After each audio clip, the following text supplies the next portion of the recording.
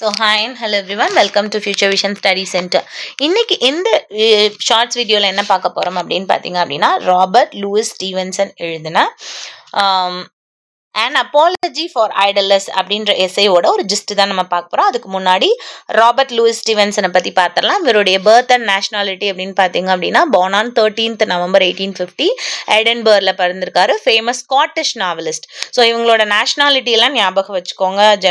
George Bernard Shaw Irish, இவர் Scottish, TS Eliot American, later he changed his nationality into Britain. இதெல்லாம் வந்து நீங்கள் நல்லா ஞாபகம் வச்சுக்கணும். இயர்ஸும் ரொம்ப ரொம்ப முக்கியம். Okay, so he is a Scottish novelist, poet and essayist. இவரோட லிட்டரரி ஸ்டைல் பார்த்தீங்க அப்படின்னா அட்வென்ச்சர் ஸ்டோரிஸ் வந்து எழுதுவார் அண்ட் ட்ராவல் ரைட்டிங் எழுதுவார், ரிஃப்ளெக்டிவ் எஸ்ஏஸ் வந்து எழுதுவார். ஓகேவா, இவருடைய மேஜர் தீம்ஸ் என்ன அப்படின்னு பார்த்தீங்க அப்படின்னா human nature, morality, imagination and freedom of life.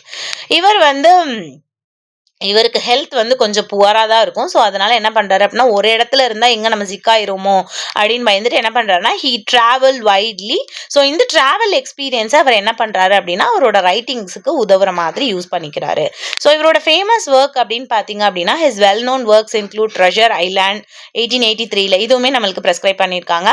Strange case of doctor Jekyll and mister Hyde and kidnapped 1886 வந்து பப்ளிஷ் ஆயிருக்கு. இது எல்லாமே இவரோட ஃபேமஸ் ஒர்க்ஸ். ஓகேவா, ஸோ இவர் யாரெல்லாம் இன்ஃப்ளூயன்ஸ் ஆகி எழுதியிருக்காரு அப்படின்னு பார்த்தீங்கன்னா Charles Dickens, Edgar Allan Poe, Walter Scott, Nathaniel Hawthorne, இந்த மாதிரி important writers in American and British லிட்ரேச்சரை இன்ஃப்ளூயன்ஸ் பண்ணி இவரோட ரைட்டிங்ஸை எழுதியிருக்காரு.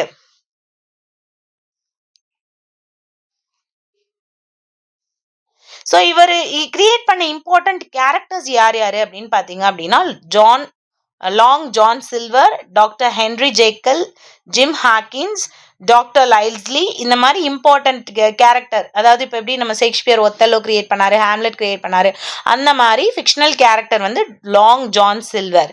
இந்த ஒர்க் வந்து ட்ரெஷர் ஐலாண்டில் வருவாங்க.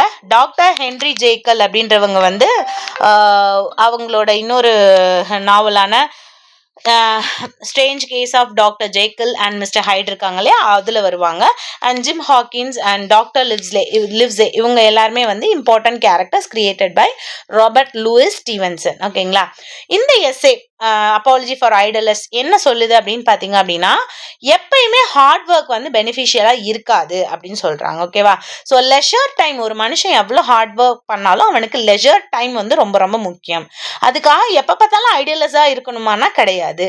பட் அட்லீஸ்ட் கொஞ்ச நேரமாவது ஐடலாக சும்மா அமைதியாக இருந்தோம்னா தான் அடுத்த ஹார்ட் ஒர்க் பண்ணுறதுக்கு நம்மளுக்கு அந்த எனர்ஜி கிடைக்கும் அப்படின்னு சொல்கிறாங்க. ஸோ எந்த அளவுக்கு நம்ம ஹார்ட் ஒர்க் பண்ணுறோமோ அந்த அளவுக்கு லெஷர் டைமுமே ரொம்ப முக்கியம் ஒரு மனுஷனோட லைஃபுக்கு.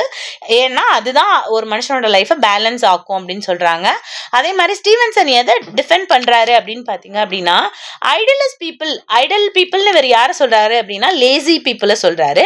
அவங்க வந்து எப்படி இருக்கணுமா, ஆக்சுவலி எப்படி இருப்பாங்கன்னு அவருடைய பாயிண்ட் ஆஃப் வியூல சொல்றாரு அப்படின்னா அப்சர்வன்ட்டா இருப்பாங்க, ரொம்ப தாட்ஃபுல்லா இருப்பாங்க அப்படின்னு சொல்றாரு.